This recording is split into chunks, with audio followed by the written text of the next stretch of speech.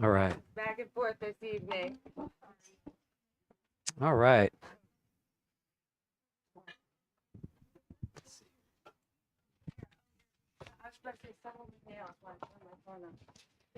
Well, good evening, everybody, and thanks for coming out tonight and braving the heat today, the extreme heat. Really appreciate y'all coming. And my name is Patrick Milliken from the Poison Pen, obviously. And I'd like to introduce our two authors. Jillian Lauren is a true crime expert, writer, storyteller, adoption advocate, and rock wife. She's the New York Times best-selling author of the memoirs Everything You Ever Wanted and Some Girls, My Life in a Harem, and the novel Pretty, Some Girls, in which she recounts her time spent in the harem of the Prince of Brunei. Is it Brunei or Brunei? Brunei. Oh, great. Has been translated into 18 languages. As you'll learn, she was the only journalist to extensively interview Samuel Little, the most prolific serial killer in American history. This experience is chronicled in Joe Berlinger's hit documentary series, Confronting a Serial Killer, and in Michael Connelly's podcast, Murder Book. Let me just jump out here. Murder Book, The Women Who Brought Down Samuel Little. Shall I go on? Jillian is a regular storyteller with The Moth and performs at spoken word and storytelling events across the country. You've probably seen her TED Talk, et cetera, et cetera. But it is a real treat and an honor to welcome our author tonight, Jillian Lauren, as I put this up. Also joining us tonight is Camille Kimball, my good friend Camille Kimball, local true crime author. She's an Emmy-winning reporter who's worked on television, on radio, and in newsprint. Her first book, A Sudden Shot, The Phoenix Serial Shooter, was published in 2009. Her second book, What She Always Wanted, A True Story of Marriage, Greed, and Murder, received the Reader's Choice Best True Crime of 2010 award. So please help me welcome Camille Kimball. Oh, my turn. Thank you, everybody. Thank you for coming in from the heat. That's really, really brave. Jillian, and thank you for coming to the Valley of the Sun. And I'm sorry we didn't order you up some more civil weather. Pretty hideous. And there's people online watching. I'm good. Good. They wanted me to start by asking you about your novel leading to this book, but something else I wanted to ask you first. True crimer to true crimer. So the true crime world is very different because you're dealing with live criminals, dangerous people, and you're also dealing with an enormous and very intimidating justice system. So you had two things happen to you that are my personal nightmare for a true crime writer. Kind of got in trouble at the prison and got a subpoena. Let's hear about these two things. Wow, that really was crime writer to crime writer. Because normally people's question is, what was the most terrifying moment of sitting across from this man? And I was like, really, truly, the most terrifying moment of this book was when first of all, I ignored a subpoena. Don't do this. How can you ignore a subpoena?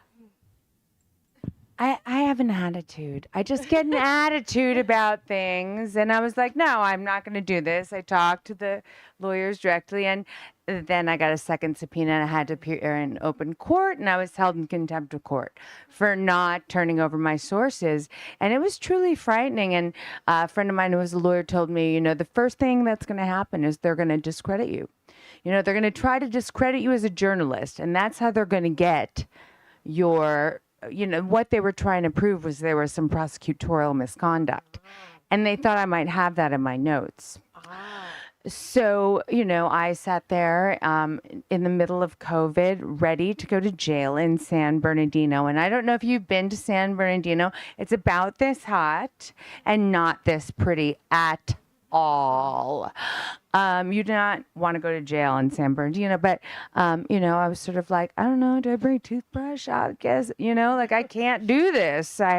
But I remember that the public defender, like, slut shamed me in a court of law and said, this woman has these unconventional tactics. She speaks to him in this way as if she's his friend. She talks to the cops. She, and I was just like, whoa, like, this would be really cool. I wish this wasn't a closed courtroom. This is my big moment. Like, no one's allowed in here. But I was totally just slut shamed, and the argument was, I'm not a journalist. So you can all decide for yourself. But I mean, they decided that I was. The judge did rule that I was, in fact, a journalist. Yes. All right. I will get to Patrick's question now. Thank you for that. Yeah. How did you start writing this book? Because you started out doing something very different. I wanted to not be a journalist. For just one moment, just please. I tend to get myself into trouble. And also, my kids were getting a little bit older, and I wanted to pivot. And I had started with fiction, and, I wanted to write like proper mystery novels. I wanted to be I told Michael Connelly, who wrote the foreword to my book, I said, I'm asking you to write my foreword, and thanks so much and all that, but I'm like fast at your heels, right? Mm-hmm. I'm coming for you, Michael Connelly. He couldn't be more. So he's like, please, somebody take it. Well, see, now this is a question I had. Do we have Harry Bosch fans here at all? Harry Bosch? No? Yes? Okay.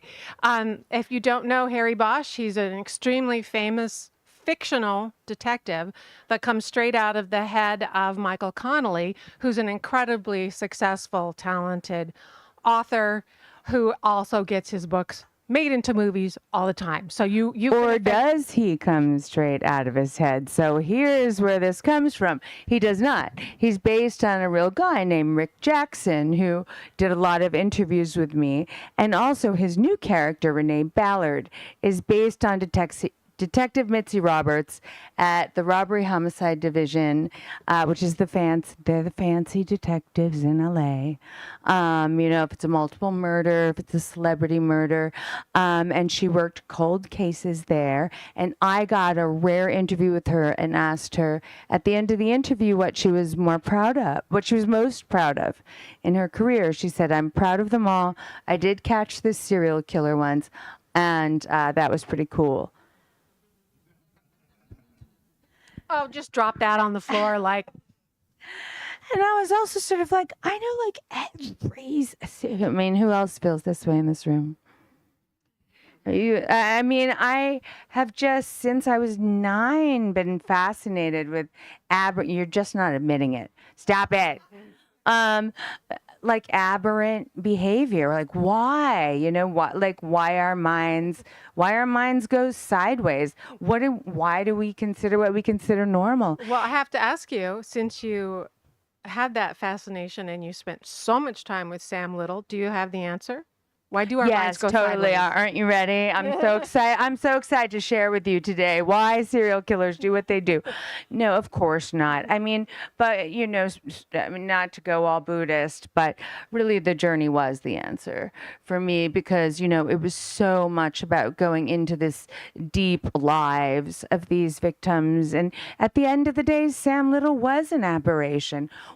Basically, what happened is I looked this up after the interview with Mitzi and realized this was an underreported killer who had never received the press or fame of so many of his counterparts, because he had been caught only a few years before, but underreported upon because no one cared about his victims. They came from marginalized communities. He stayed in the shadows, often women of color, drug addicts, impoverished, and he counted on people not caring. He preyed upon what is sometimes called the less dead.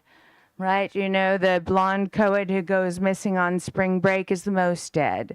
And the black transgender prostitutes, that is actually the population the most at risk statistically in this country. they wind up ignored and marginalized. So that's how he got away with it. So, speaking of how he got away with it and how he did his crimes, he often, Sam Little is who we're talking about. Sam Little often dumped the bodies in very particular little out of the way spots. So it really struck me.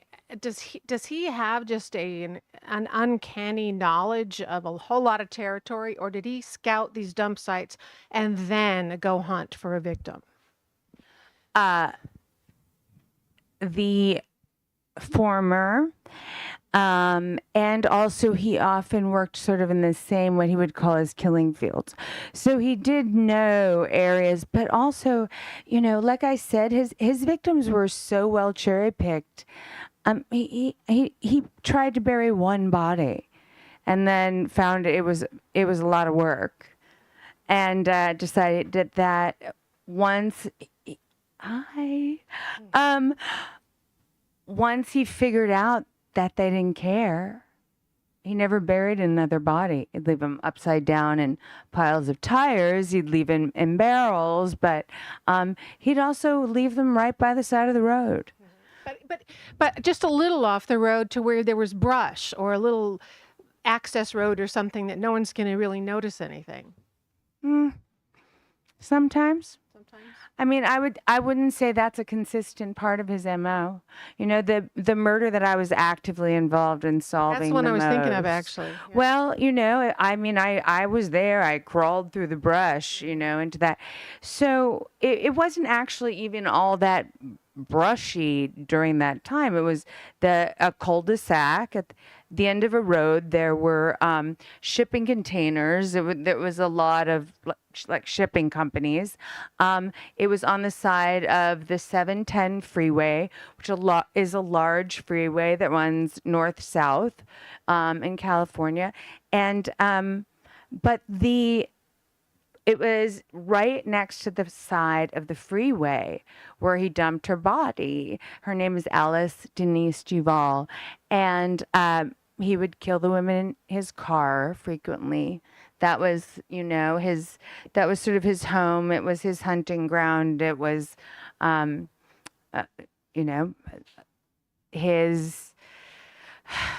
lived in his car. He killed in his car.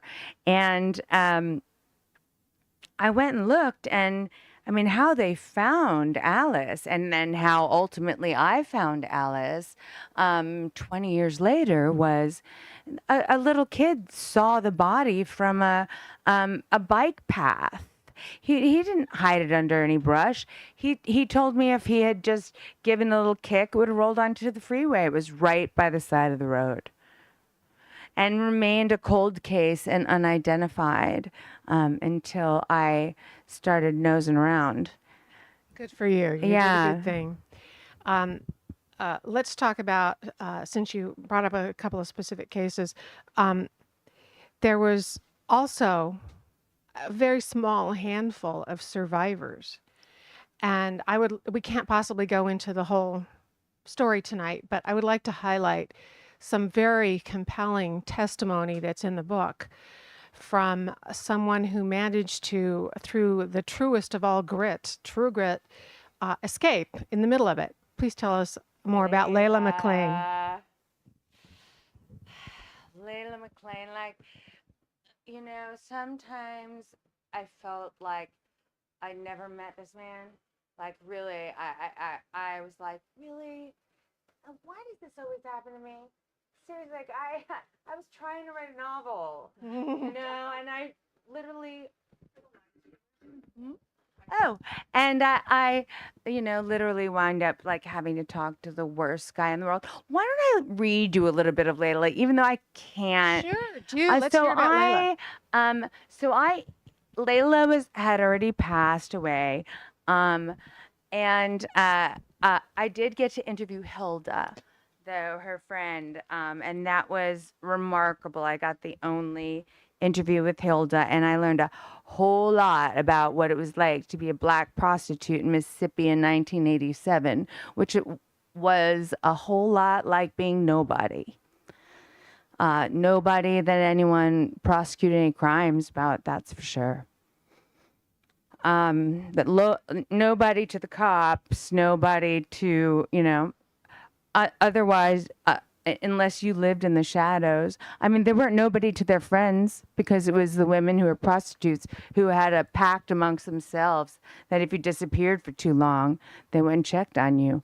And that's how one of them was saved. But Layla, out of 93 women, 5'2", fought her way out. She is the only one who did.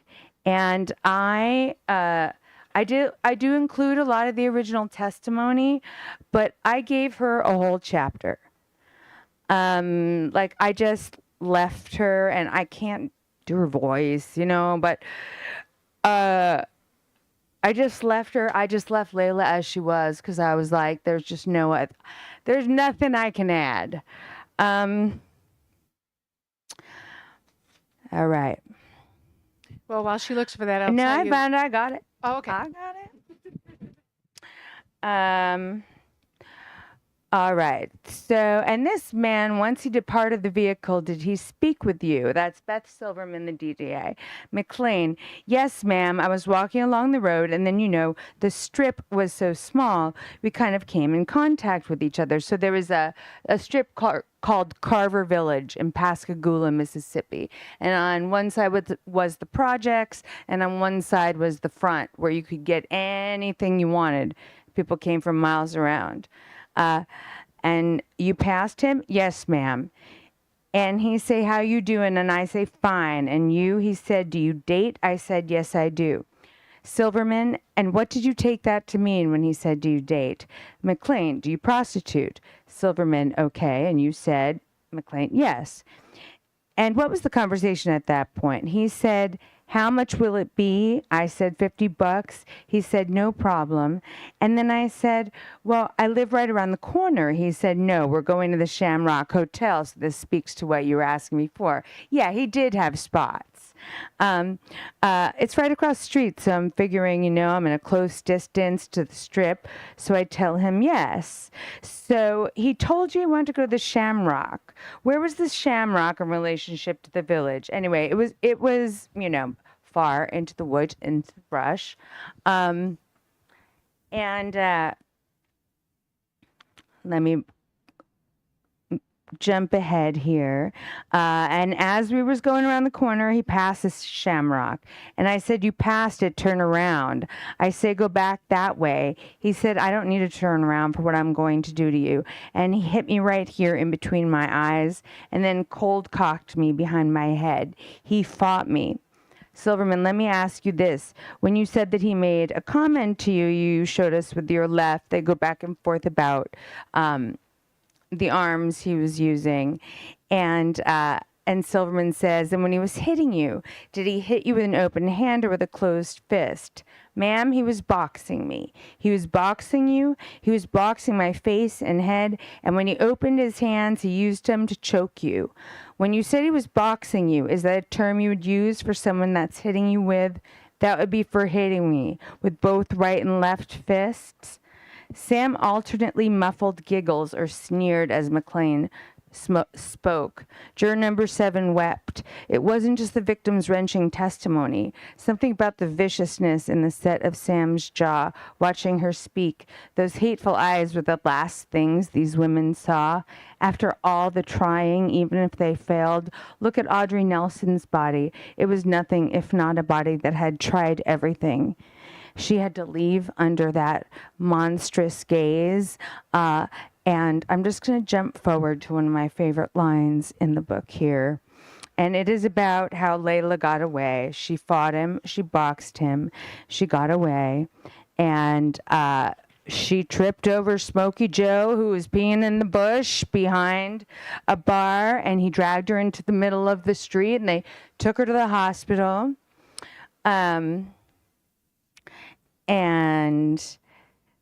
After these people came out of the clubs, did someone take you to the hospital? Yes, ma'am. And you were treated at the hospital? Yes, ma'am.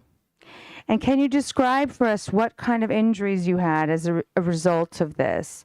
These are typically injuries that happen with strangulation, petechial hemorrhaging. She couldn't talk for days. She'd been beaten about the head. She couldn't swallow. When the defendant was hitting you in the head, did you ever lose consciousness? No, ma'am. Did you see what some people call it stars? I've seen stars and clovers. Did you tell anybody in the hospital what had happened to you? No, ma'am. Well, let me ask you this question. Did anybody ask you? No, ma'am.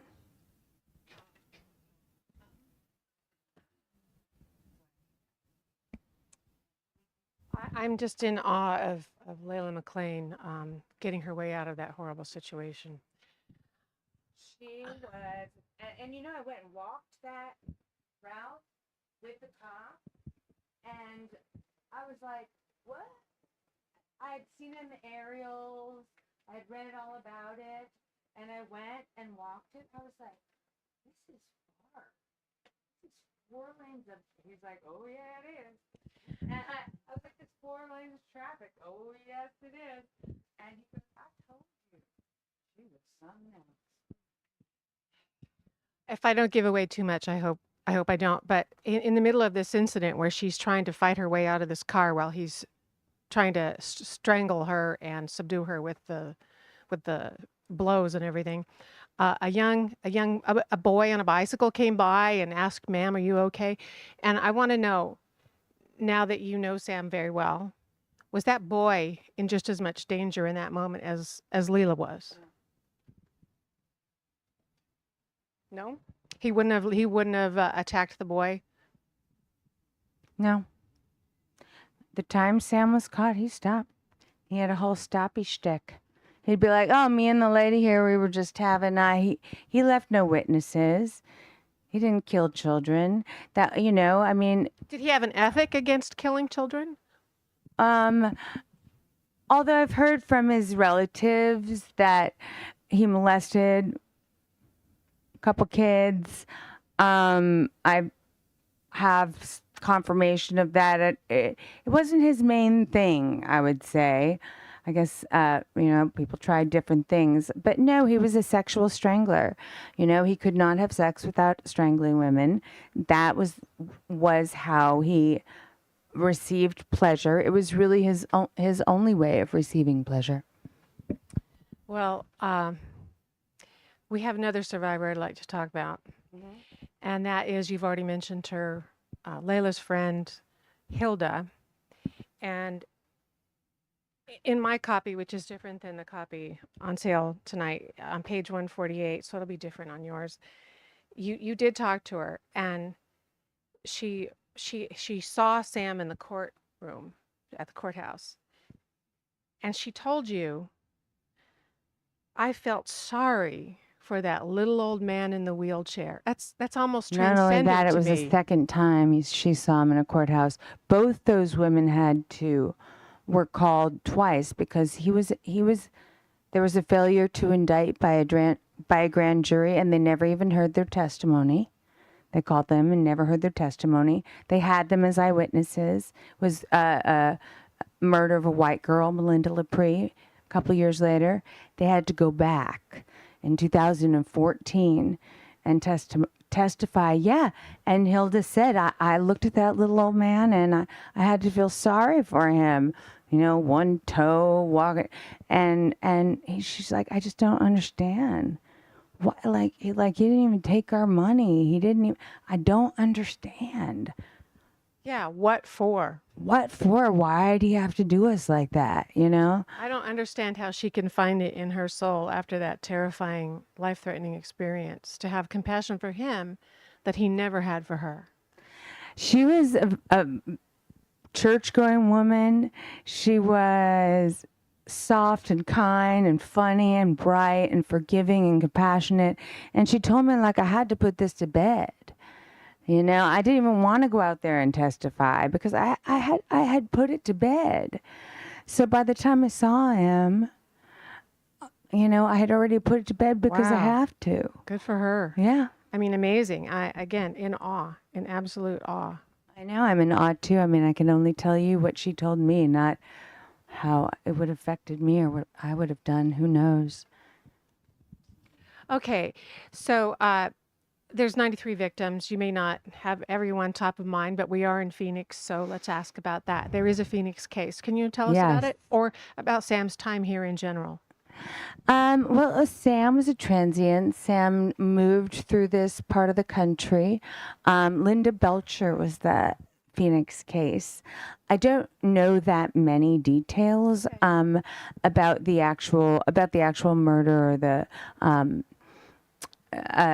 But I mean, I can tell you the MO was. I mean, I think it was the Pinto. He killed her in the Pinto. And I mean, I sort of think of things in chunks of cars now, and chunks of freeway, and chunks of states, and chunks of years. I was like, the kind of, he was killing so much in Los Angeles in the 80s. But yes, she was a local woman, white woman named Linda Belcher in her mid-20s, I believe. I think he dated her for a couple days, which was unusual. Strangled her, and I mean, Sam was an elaborate strangler. Sam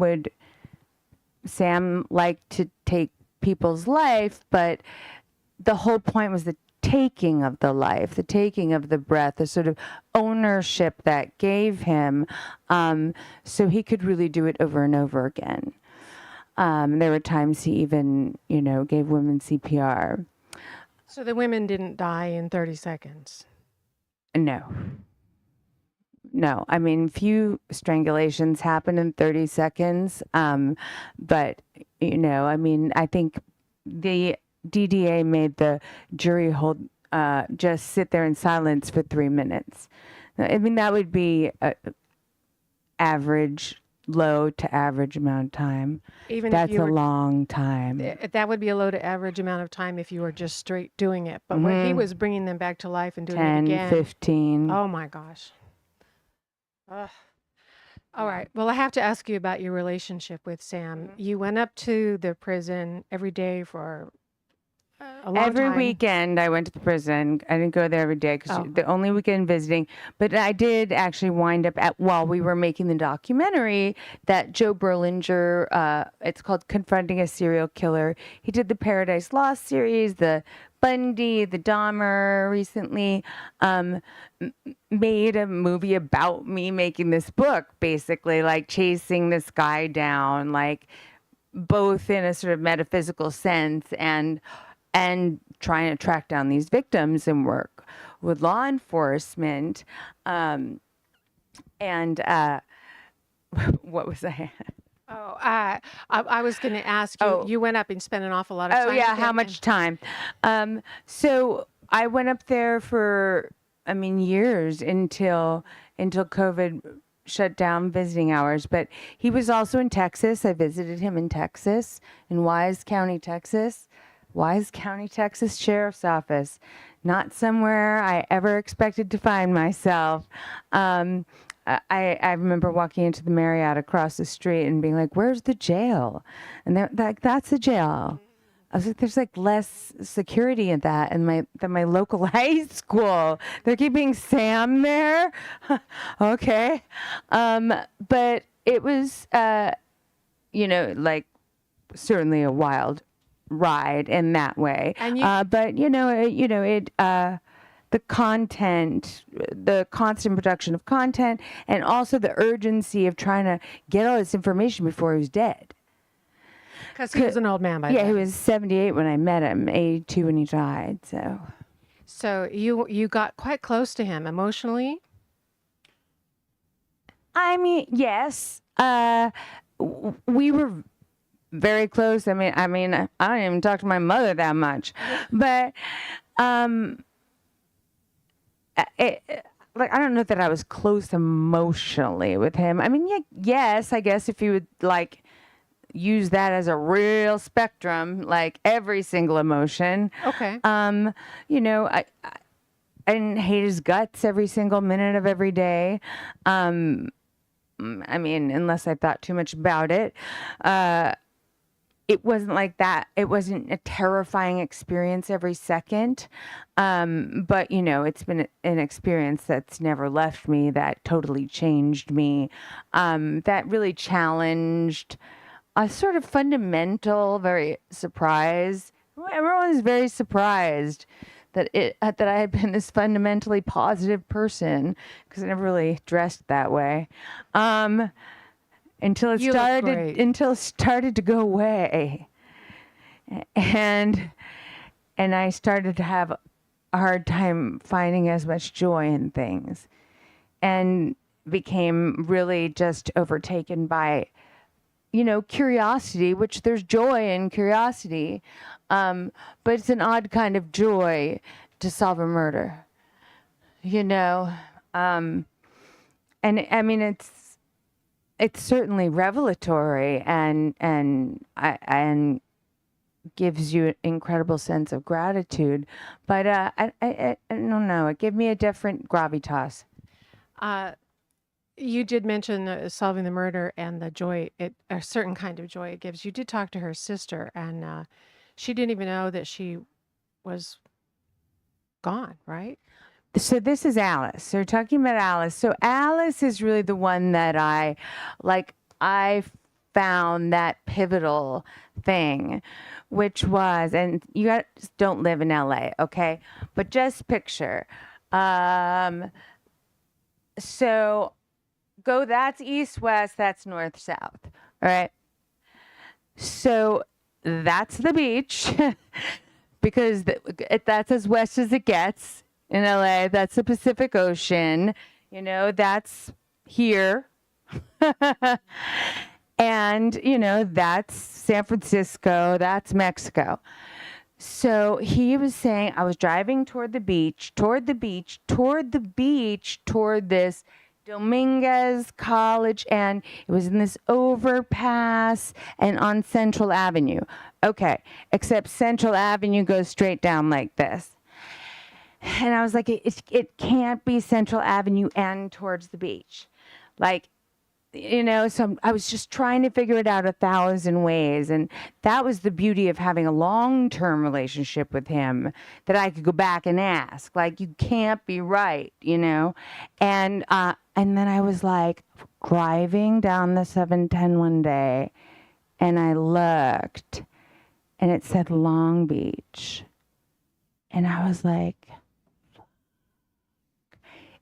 he's talking about Long Beach. And then I opened up my search parameters, and I found the articles that described exactly what, you know, exactly what he was talking about. So it was kind of a combination of just gumshoe work and talking to the guy myself.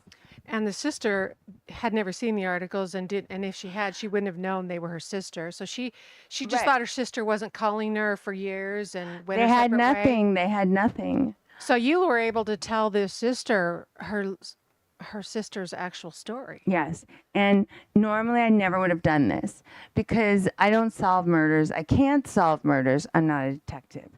But I work with law enforcement very closely, you know, but it's really like there still has to be an investigation, you know, like Charlie can't just say, well, you know, Jillian killed all these people just because she told me she did last night. And I was just kidding. There would actually still have to be an investigation. But, you know, then I knew that investigation was moving toward an indictment, and that they had a partial DNA, and then they were running a YSTR DNA, which is, you know, means just that they were moving on to the next piece. But they said, regardless of what happened, they were indicting. So I knew they were going to. All the detectives I knew were in uniform at the time. It was the middle of COVID. There were protests in the streets, and just like resources weren't going to cold cases. And I thought, she's not young. Normally I wouldn't go and form a family. That's not my job. That's a cop's job. And it just that seems pretty audacious even for me, because I don't know that exactly that I'm right, unless it's been adjudicated.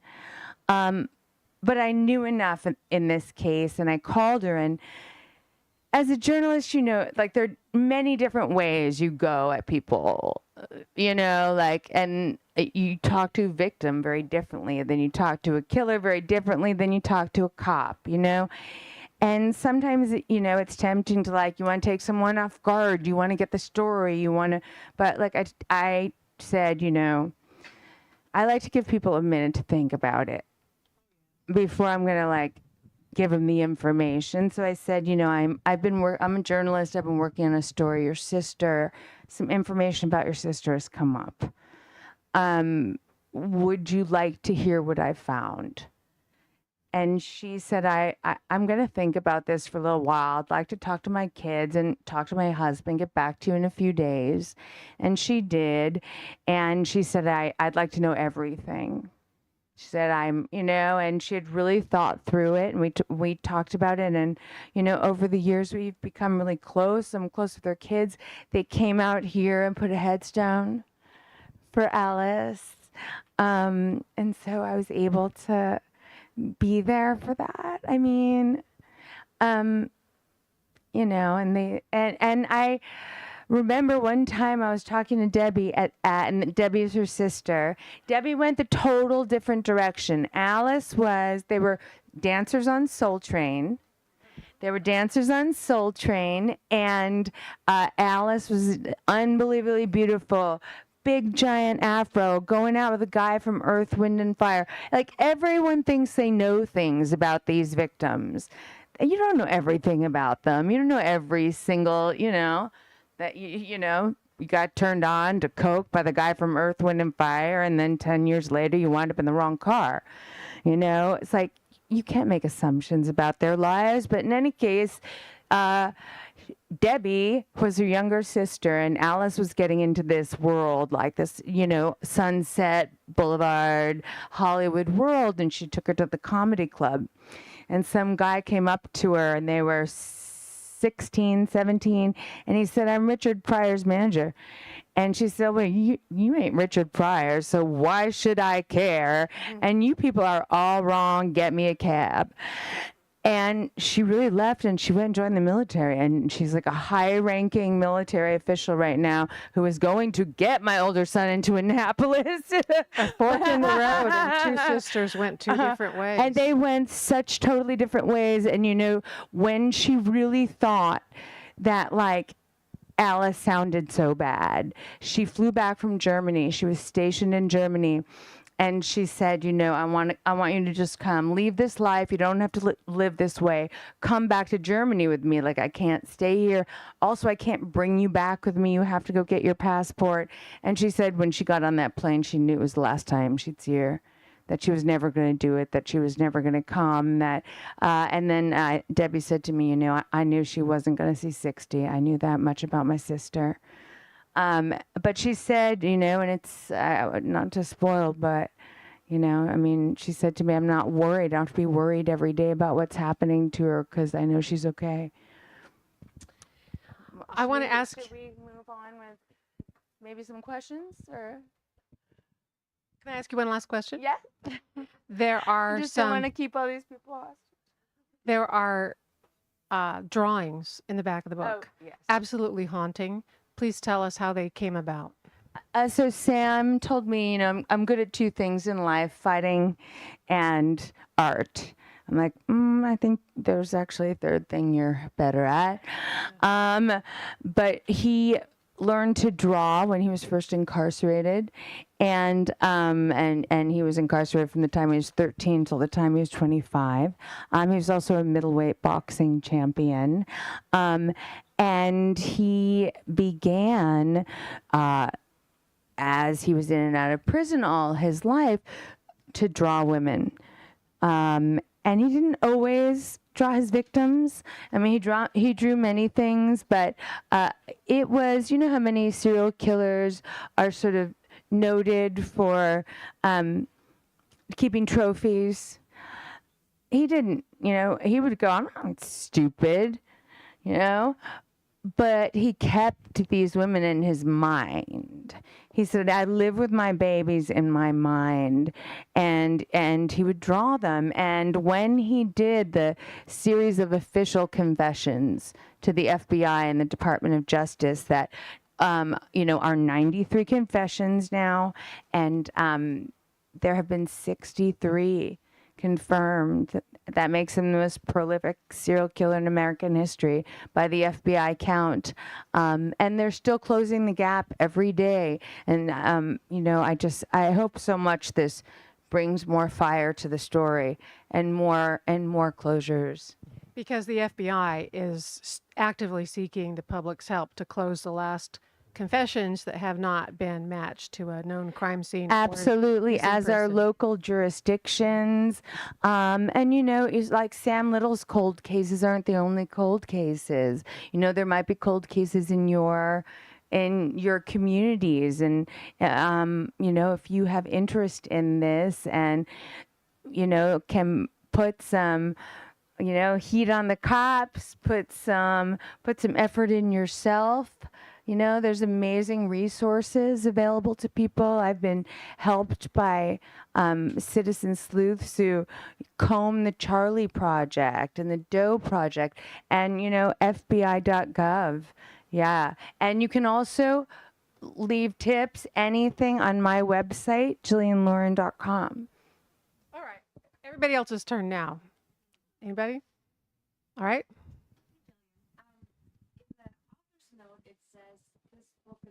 Work of fact and imagination. Can you elaborate where the imagination part comes in? Yes.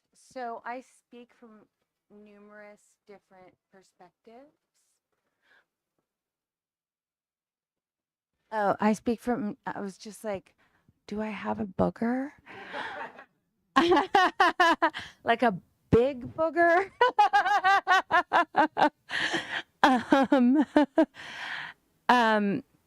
So I write from different perspectives. Like some of it's from Mitzi's perspective, very close third person. Some of it's me, walking into the prison, talking to Sam. Like, that's the background I come from, is memoirist.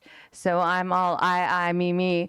So those were the sort of more natural chapters for me. But, I wrote these, the most sort of imaginative and lyrical pieces were, about historical figures in Sam's life, or, from the perspective of his victims. And, I decided to do that one. I really went back and forth because, is that appropriation? Do I have the right to write about, the story of this transgender woman in Miami in 1974, who's, I didn't know. She's long lost to the Everglades. And I just remember, I was struggling, and I walked outside one night, and I was just like, gosh, can I just give it a try? Like, will you give me your permission to try? Because I really don't want that face and that man and that I'd like to hold your last narrative. Can I have a chance? And of course what I found is that, they give me a voice as much as I was trying to, restore a voice and more importantly, a name for them, from a justice perspective, is, they gave me a voice for my anger, for my, for my curiosity, for my, just like, I felt like I was screaming with this book. I've never really had to before. I mean, I felt like I've had to scream, but not with my work. Maybe I wasn't brave enough to yet, but this really allowed me to. I got all my screaming in.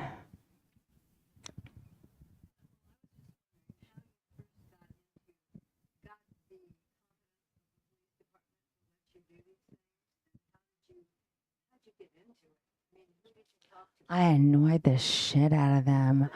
Wow, did I annoy them?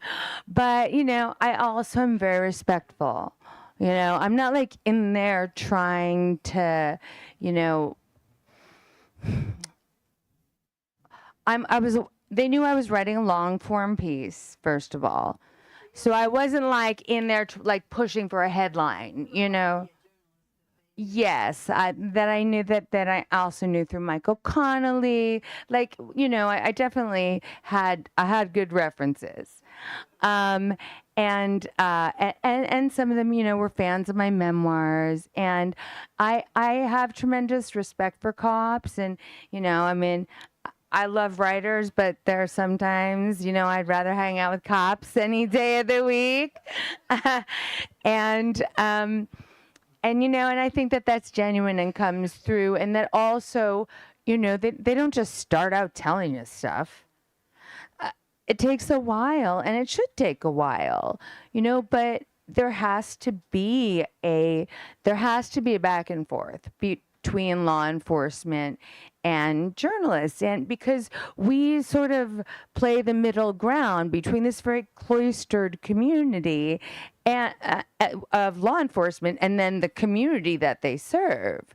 So like our being a headache, I think is how they ultimately put it, was, I felt like I had an absolute important piece of accountability. Like, you're not just going to get this guy confessing to 93 murders and no one's watching those confessions. No one's on you. No one's looking. No one's asking, how are you getting these? What is he, and like the public brings accountability.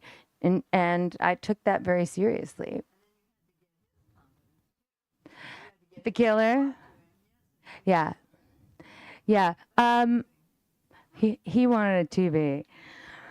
Oh, that was the thing that tipped the scales. But what he really wanted was a friend.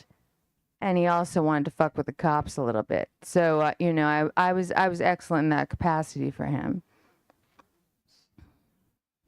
I'll let you read the book. Oh, you did? We've got a question on the It's worse right. than the book. And thank you. Jillian. Oh, hello. Hello. Hi.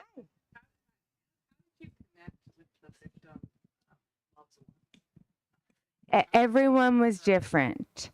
There were certain ones I focused on. I focused on the LA cases, the original LA cases for which he was indicted, the 3 DNA hits that they put him away with.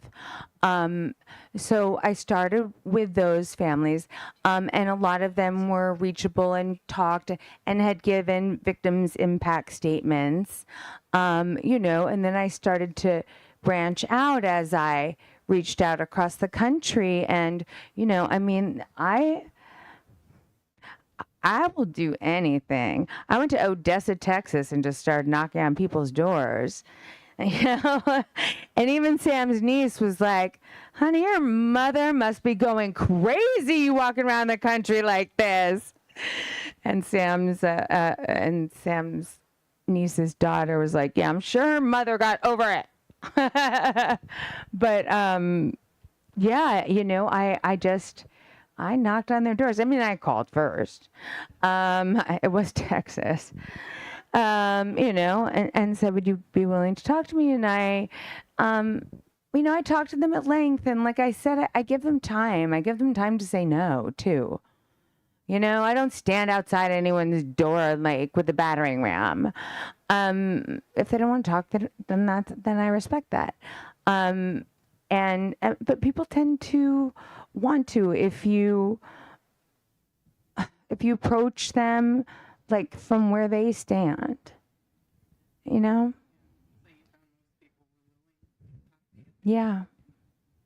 Jillian, have you said much about the Texas Ranger, in the Texas nexus of the case?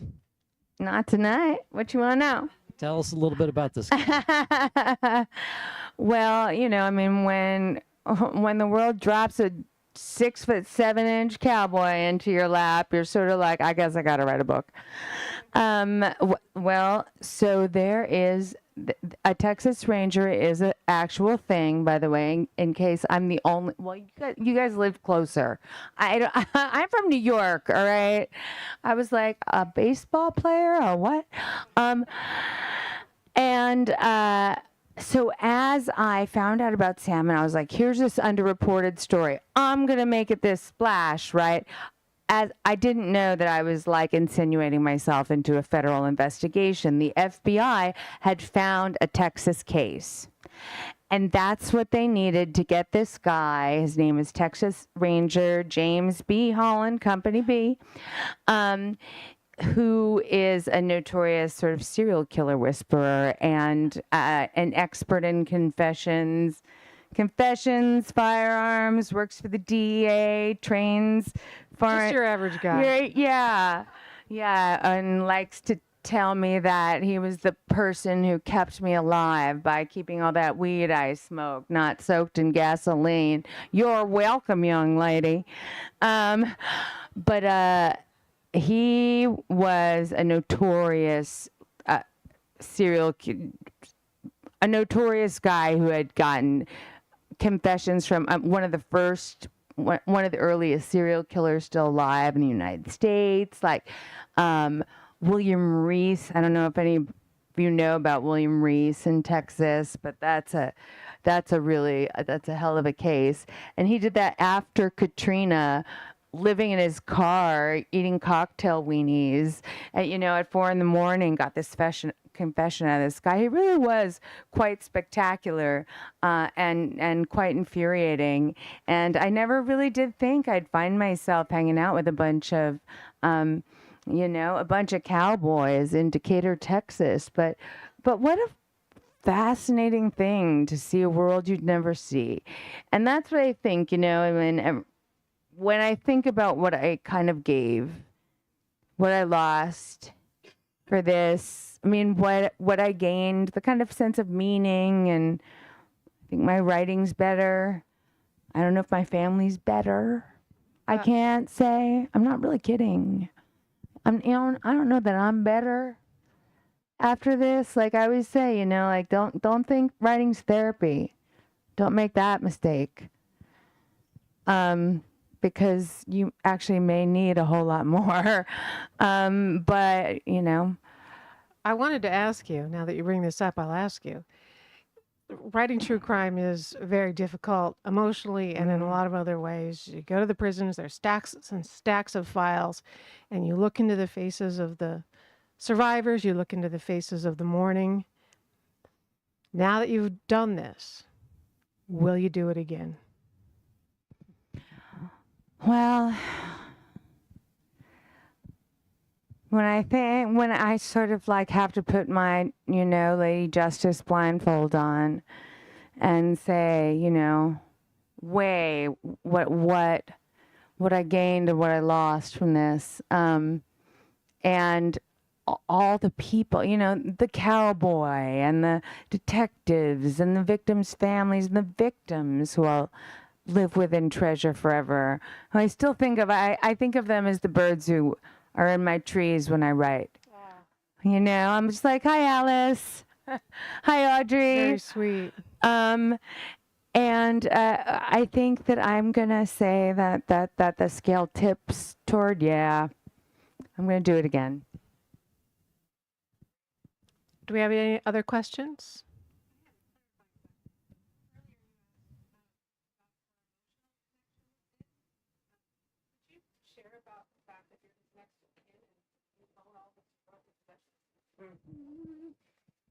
I know you guys, I work it like you have never seen. You said have she was close to never him. seen. Because I wanted that brain. I was talking the most, and they're in here. So much of this was like also an exploration of science for me. And guess what? I'm really good at science and excited about it. So I'm like, I'm getting this unbelievably aberrant criminal brain to the best neuroscientist in the country, and I talked him into it. I was like, just give me your brain. I promise nothing really shitty will happen with your ashes. Like, I'll do something respectful, right?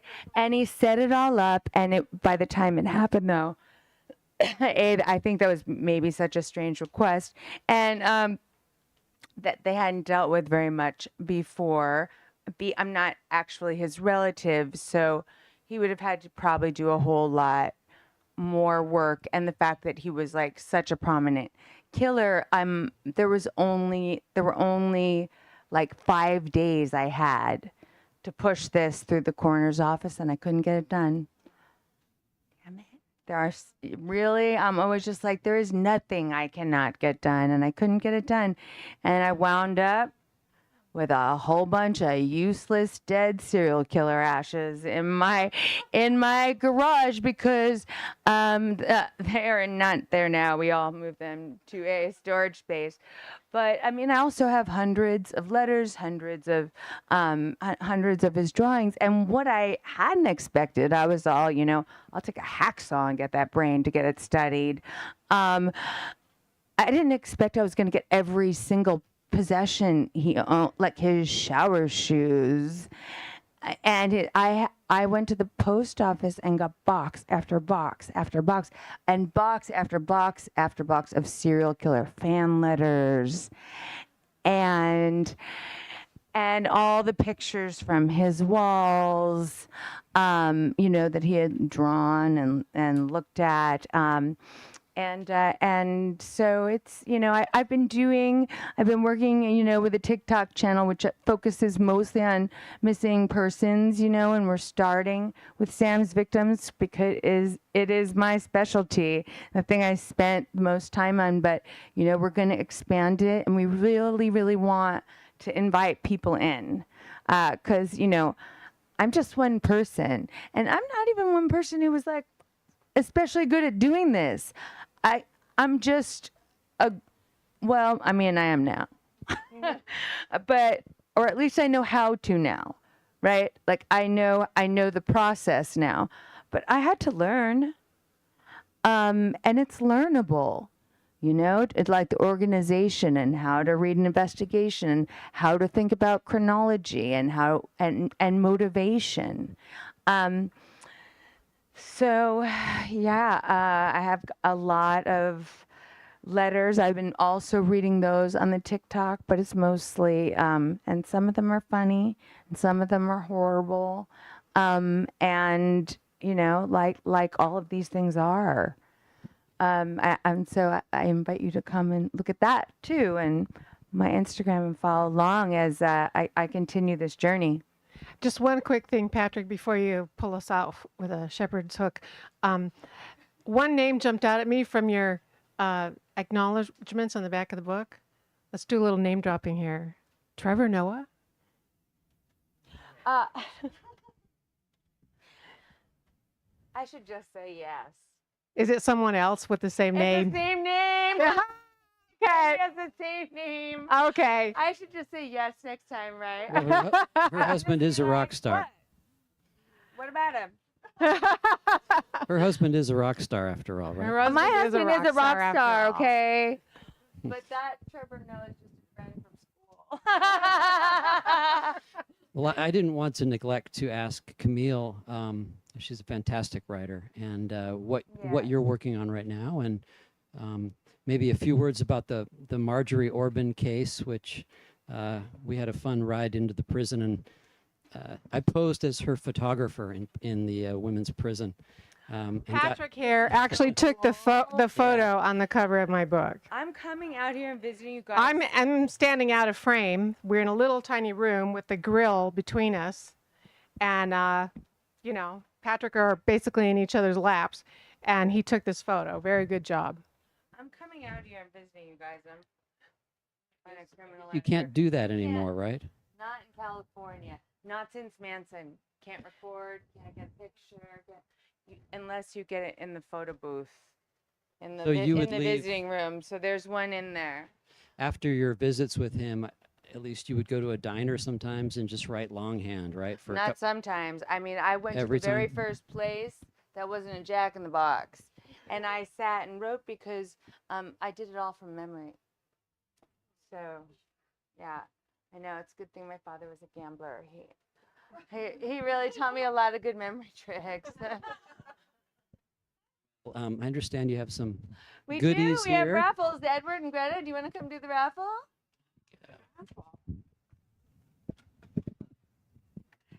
May I pass these over to you? And what do you want? Sit me at the. Sit me at a. Do you want to stay here, or would you like to? Just Is this good? fine. Yeah. Or do you want to stay at a table? You know how many numbers you have? Yeah, 18. Do you Between want me 1 to, and like, sit 18. at a table by the door or anything? Is it easier? Well, let's do the raffle first, and then Okay. we'll wrap it up. And Can I get a big round of applause for Jillian and Camille? And for Patrick. And for Patrick number 2. Picture because it's so cute before they start. I'm the picture man too, so this is my job.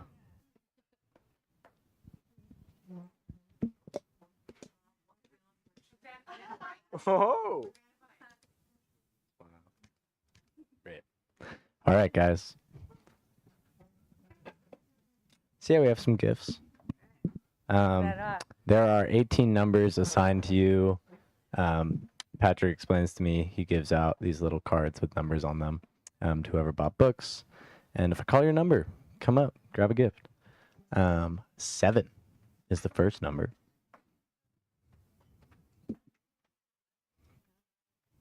I could kind of make it like random on a phone, but like my head, it's like, I'm just going to choose them myself. I like 12. 12?